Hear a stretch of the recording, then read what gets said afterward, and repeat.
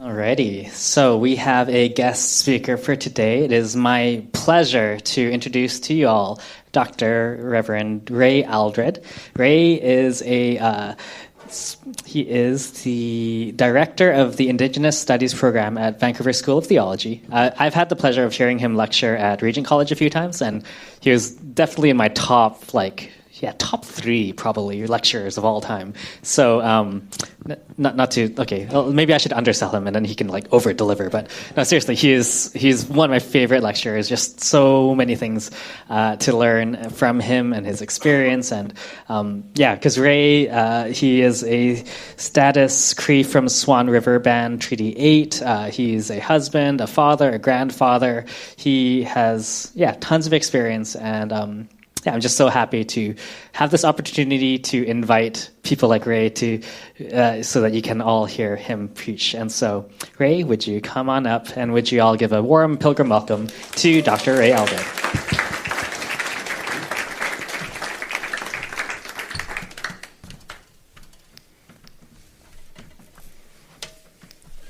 Thank you for the opportunity to be here.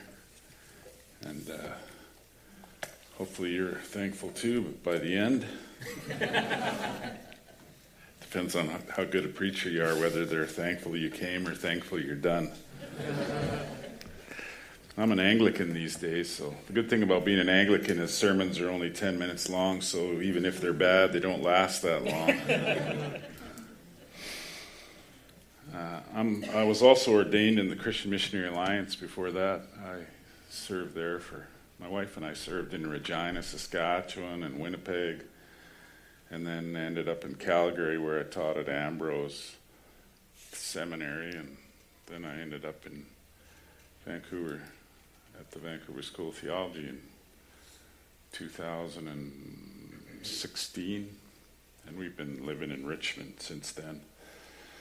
But Nia Ray Aldred, Ho Chin, Charlotte, out of Grand Prairie. I came out of my mother, Charlotte. I think most of you did, came out of your mother.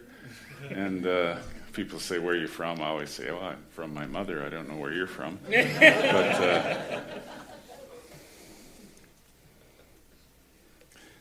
But I was born in Grand Prairie, Alberta. And I met my wife in that part of the country. Our grandfathers knew each other and our fathers knew each other, and I met her when I was 14 years old, and God said, that's the woman you're going to marry. And then I ran away. But eventually we got married, and I'm thankful for her. Thankful for the prayer. Today my oldest son was born, and it's his birthday today, and we're thankful for him. And I have some grandchildren, and I'm thankful for them too. I'm thankful to be here with you on the ancestral, traditional, unceded territory of the Musqueam people. I'm not thankful that it is unceded, or that Canada and BC continue to drag their feet on fulfilling their part in the treaty relationship, but thankful that people have been here to steward the land and the relationship with the Creator. As Moxie said, as the minister said, I am from Northern Alberta, and like most of you, I assume are travelers on the journey of the circle of the earth. I've noticed lately, as I'm sure that you have as well, that religion has become extremely unpopular. The abuse, scandals in the residential schools, the finding of unmarked graves, and just a few of the many things people point out to show that organized Christian religion has failed. Just recently, the Archbishop of Canterbury resigned because of his implication in the covering up of some abuse that happened many years ago in the Church of England. But it's not just mainline denominations. Nazi Germany, apartheid South Africa, Russia, invasion of the Ukraine, all seek or sought justification in Christian religion to justify what they were doing. The prosperity gospel, the dividing of communities and people along religious lines, denominational lines, like in the north of Ireland, the fights about right doctrine, the condemnation, infighting and bickering, all these kinds of things make people leave the church.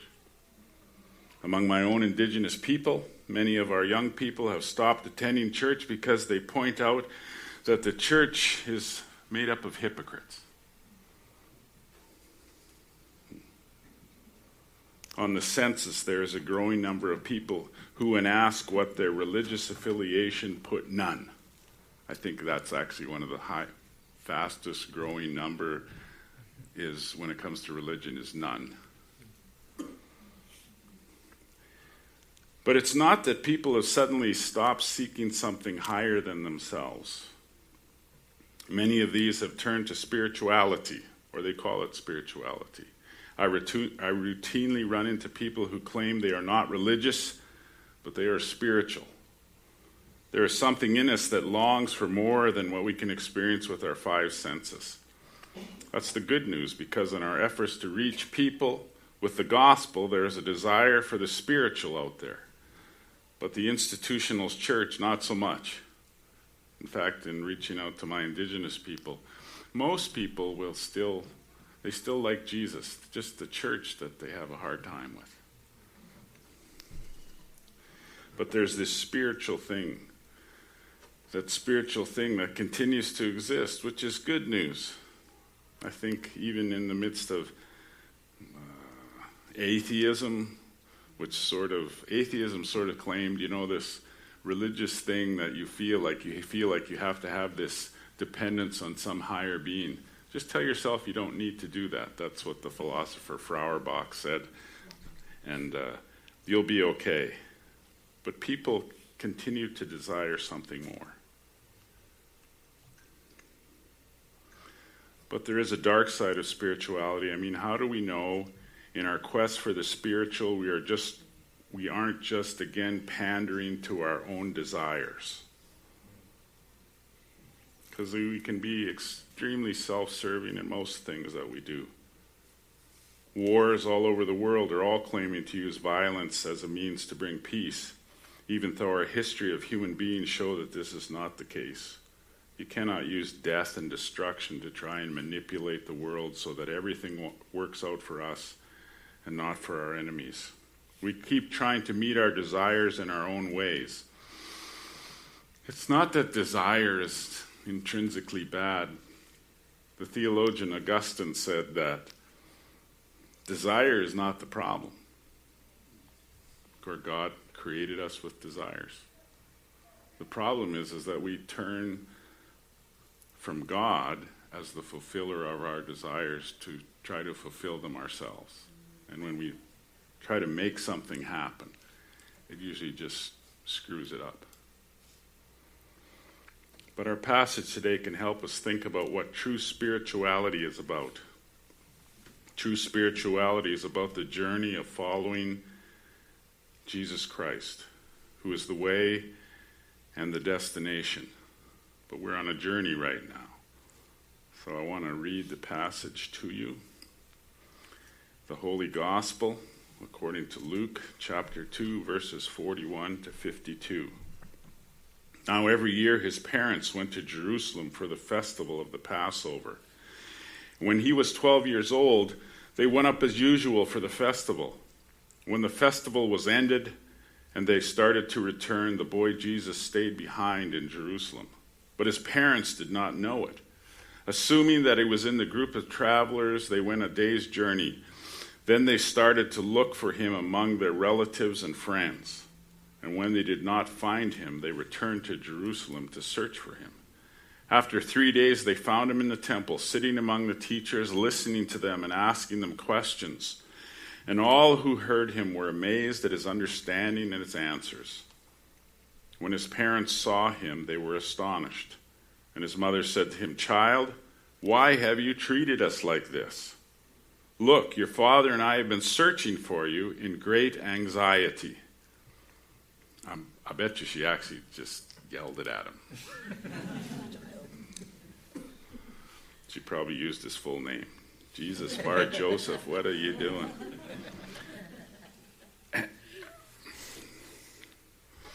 I usually say that. I don't usually say, I would say, I'm freaked out. They're freaked out. And he said to them, "Why were you searching for me? Do you not know that I must be in my Father's house?" But they did not understand what he said to them. Then he went down with them and came to Nazareth and was obedient to them. His mother treasured all these things in her heart, and Jesus increased in wisdom and in years and in divine and human favor. The gospel of the Lord. So, our passage begins telling the pattern of life that Mary, Joseph, Jesus, and his siblings had followed. It's about a journey. Every year they went to Jerusalem for the festival of the Passover. And as the name of your church states, they were pilgrims in a good way, not in the Mayflower kind of way. See, some people got the joke. I've been working on that all week. If you look up the definition of spirituality in a dictionary on the web, you will find something like spirituality is about being concerned with the human spirit or soul as opposed to the material or physical things. This is probably how our modern world thinks about spirituality, and that's why people sort of say that they're spiritual, not religious.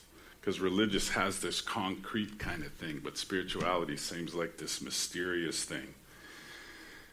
But this does not quite capture the idea of what true spirituality is about. For it's always about a journey. It's always about being on the land. Spirituality is always about being on the land. It's about experiencing what it is to be a human being. True spirituality is full of mystery, but it is founded on the concrete and experienced world within creation. It is not divided from the material world, but it includes the visible and the invisible are held together. That's kind of what I learned as I started studying theology. At some point, halfway through mastering my divinity, no, that's what they call it. You got to do a Master of Divinity degree. So halfway through mastering divinity, the heart was gone. It was all about head. And so I embraced the tradition of my own people to try to understand what it was to be a true spiritual person. For unlike our modern world, which divide the material and the spiritual, which we see in that definition that you find in a dictionary of spirituality, Indigenous people held everything together, the invisible and the invisible. It was all real. And so Andrew Wesley, in fact, told me that traditional Indigenous spirituality is all about understanding your creation story, about how you are related to the earth. And this story that we're reading today, Luke goes into great detail to talk about how Jesus Christ is related to the earth, about spirituality. And so we read this passage. In the Cree, the word for life and the word for walk are very similar. They're almost the same word. The idea is that to live well is to walk well. In fact, in Cree culture, one of the first ceremonies that children do is the walking out ceremony. As soon as they're old enough to walk, they are dressed up and a pack. They put a pack on their back, and they walk from their house to their neighbor's house. And when the child comes into the neighbor's house, everybody cheers. And they say, "The hunter has brought some food for the meal," or "They have brought wood to cook the meal." And they grow up knowing that their walking is always about the community. It's always about the community journey. And that's what it means to live out our spirituality. Jesus and his family's spirituality was also about the journey on the land. It's about walking to the temple. It was in the land where they found the fulfillment of their people's destiny. God brought them to this land. And we are not owners of the land, and they were not owners of the land. There's a Cree proverb that says, A person can only possess, they can only own what they can carry on their back. So how can you own the land? How can you own the land? The land, you don't carry the land. The land carries you. And spirituality is lived out journeying on the land. Scripture is full of passages that paint a picture of the Christian life as a journey. 2 Corinthians 5:7 says, we walk by faith, not by sight. John 12:35 says, walk in the light, not in the darkness. John 14, Jesus said, I am the way, the path. Luke 18 tells the story of a blind beggar who, when healed, follows Jesus on the way. In the early church, they referred to the Christian life as the way. Spirituality is about the journey. It's about the journey on the circle of the earth. And it's not primarily about some disembodied feeling where the world disappears. It is being present within creation and within yourself, about being right here in your body, in the land. This is where true spirituality happens. And this is how Jesus is living out, having come in the flesh. He journeys to Jerusalem with his parents. The story continues, though. The festival happens, and then the family begins their journey home. Now, there are all kinds of people on the pilgrimage from Nazareth to Jerusalem. I know when my family gets together, when we go home, like we were home last August. We were home last August, and my brother just threw just an impromptu sort of little get-together on his farm. 30 people show up. Because, well, you all know about families. When you have something, everybody shows up. And there's always a few who aren't actually family, but they come along anyways. And so it is with Jesus and family. There's probably a whole group of them traveling together. Anyways, it's about a 4-day journey from Jerusalem back to Nazareth.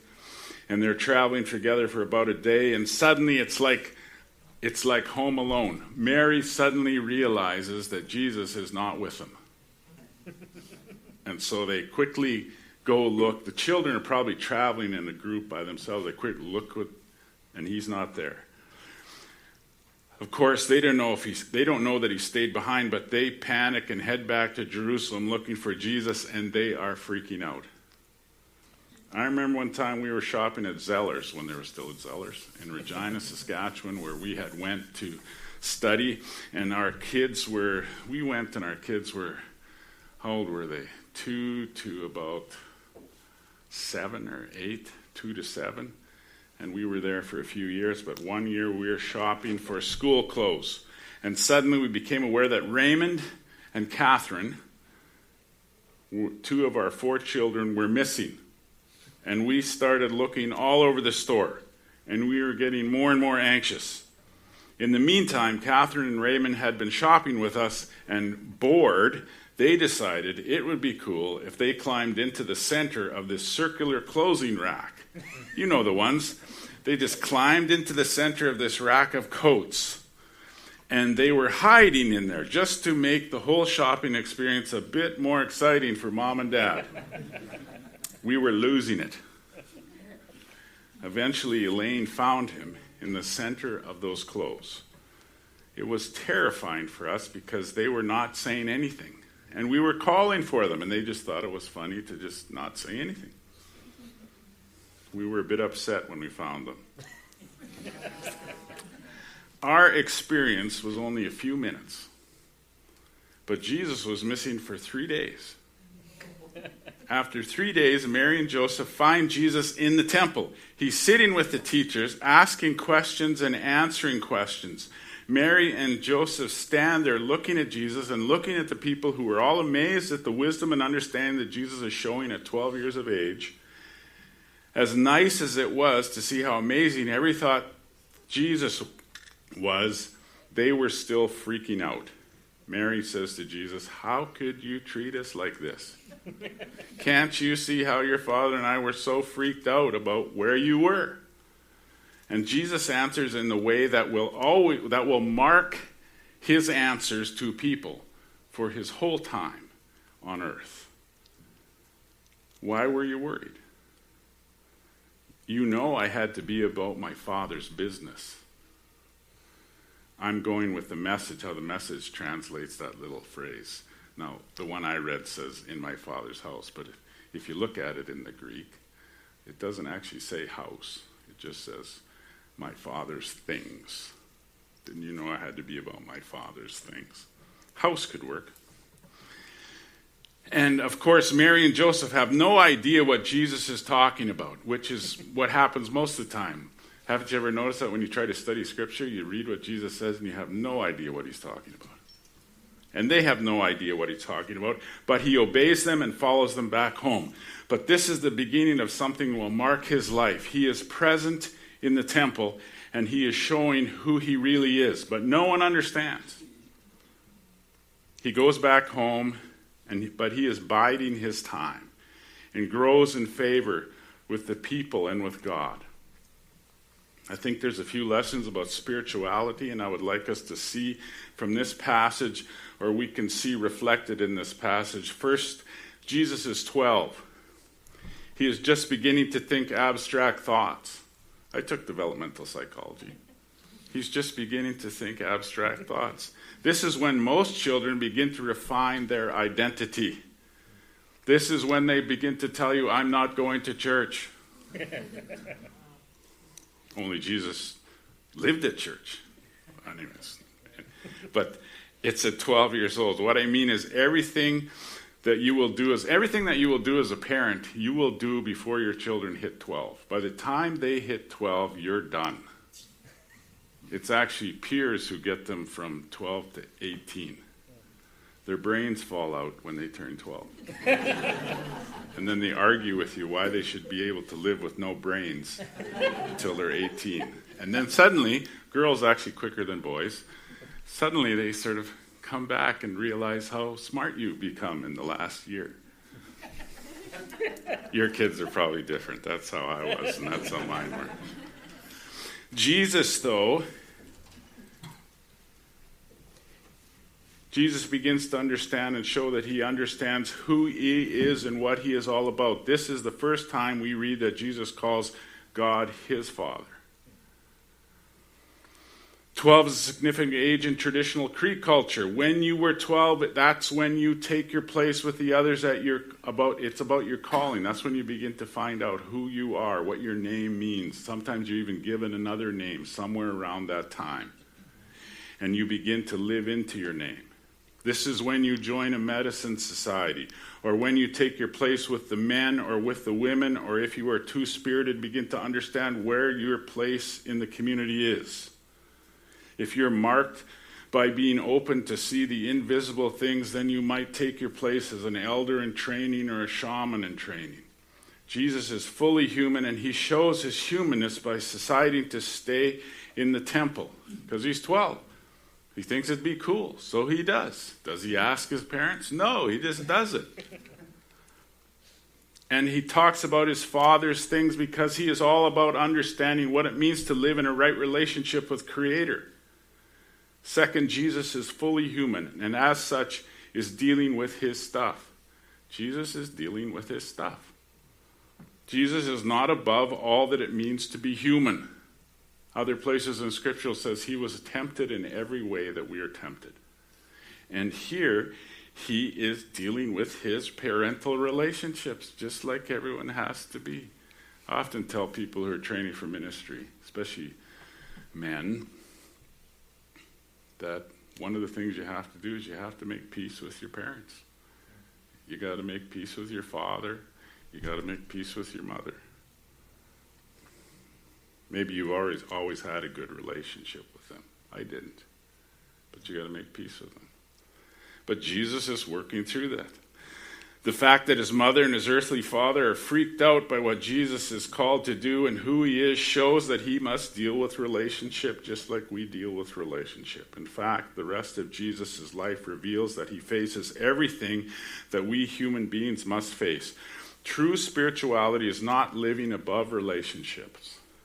It's not finding some higher plane of existence that none of the things of life bother us.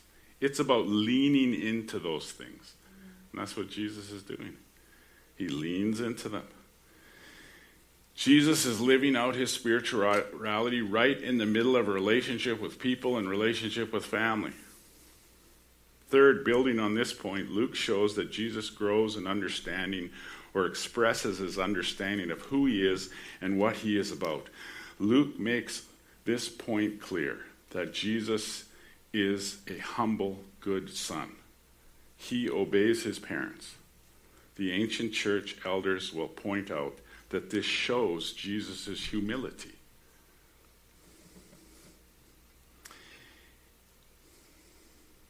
If he was about seeking power and position, he would have told his mother and his earthly father, I'm staying right here, for this is what I've been called to do.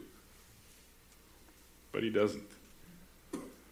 He goes in humility. He, as a 12-year-old boy, he continues to live with his family, to do the things he must do, but he is biding his time and growing in wisdom.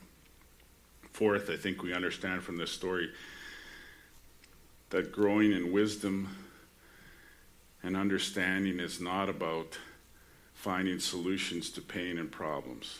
It's always about understanding how all this fits in on the way to the resurrection. True spirituality is about being present exactly where we are and being present for others. A friend of mine, Jen Cole, who's a counselor and studying to get her PhD at Fuller in psychology, I think, said, our presence, our ability to be present, is our superpower. It is our superpower. And Jesus is present, and he is present and makes God known like no one else before.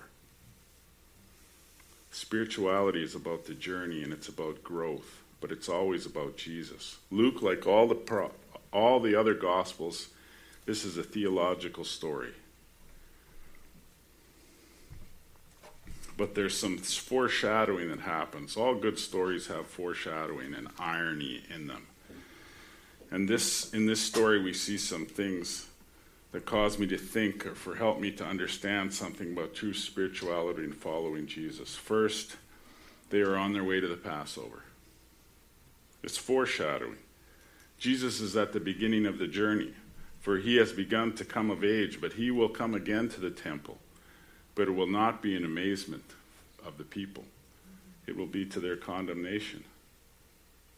This man, Jesus, will come to the temple, and he will be rejected by his own people when they understand that he is claiming what he is claiming about the temple and about his Father's house, that it's his Father's things, not the religious people's things.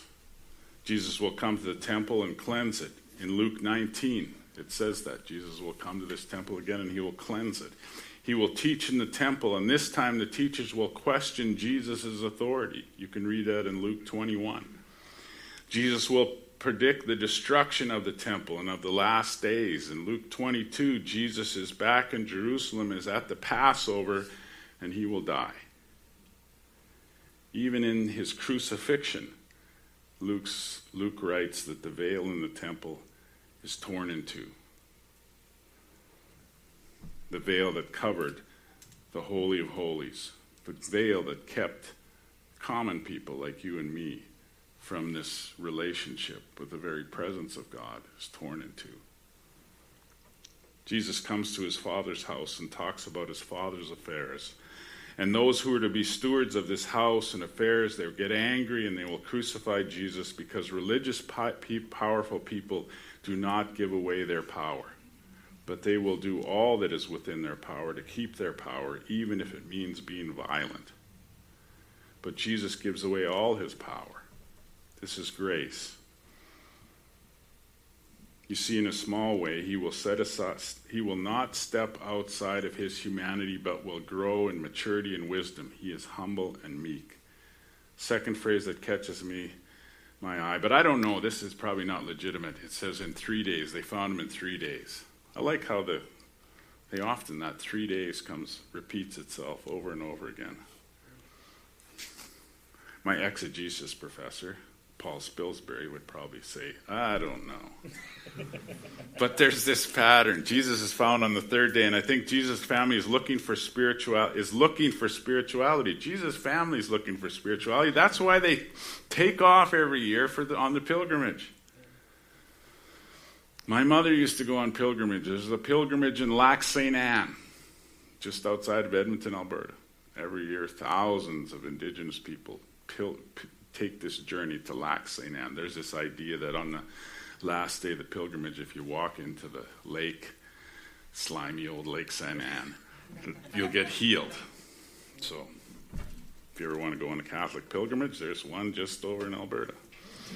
But they're looking for spirituality, but they don't realize that all the reason for the festivals, that he's right there.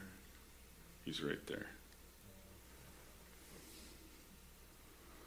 And they've become so accustomed to his presence that only when it's taken away do they begin to worry. Mary, however, she begins to understand. By the end of the story, it says she begins to understand and treasures these things in her heart.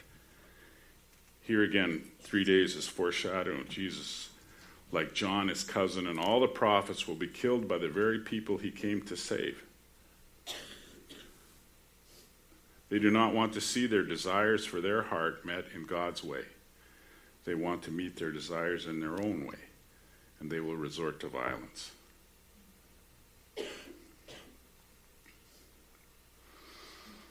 We are at the beginning. We are just at the beginning of the church year. The church calendar is made so that we can see the journey of Jesus and understand how our story is taken into his story. We are just at the beginning.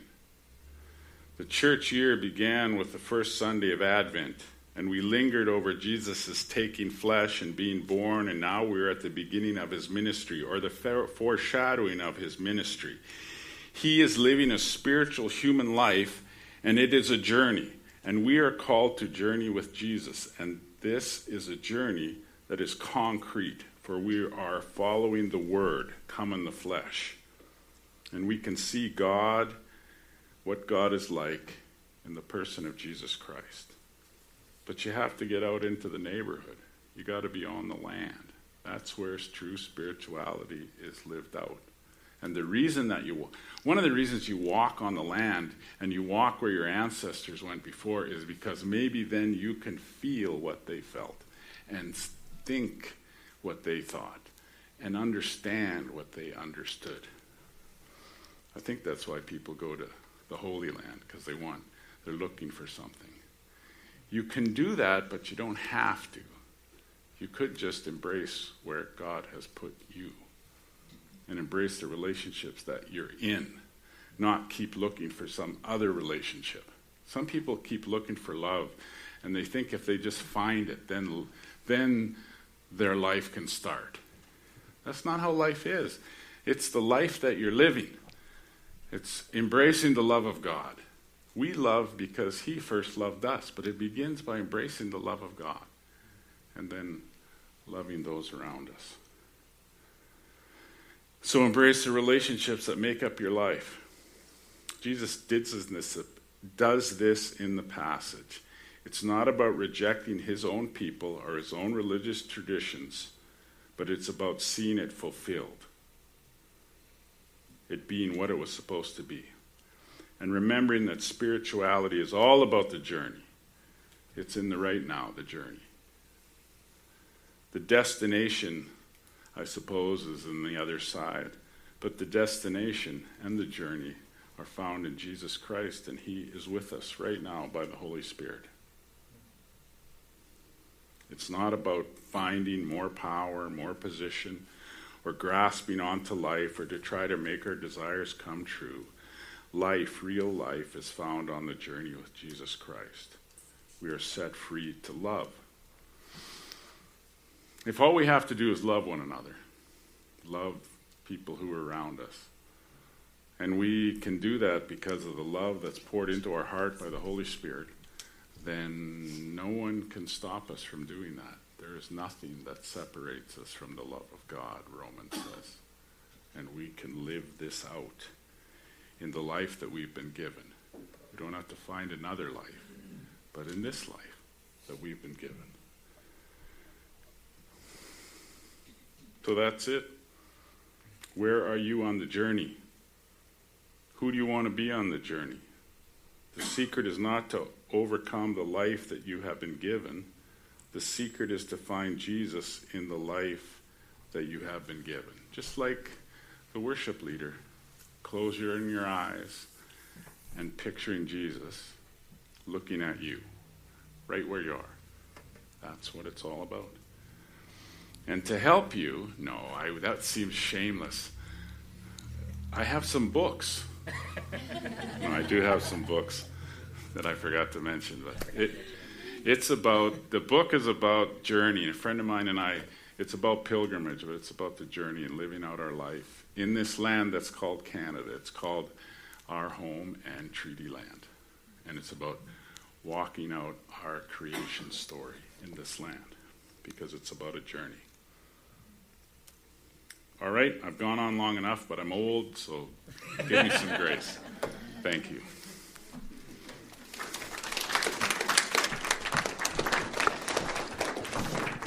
Thank you so much, Ray, for sharing with us today. All right, we'll enter into a time of communion, so I'll invite the worship team up and communion servers.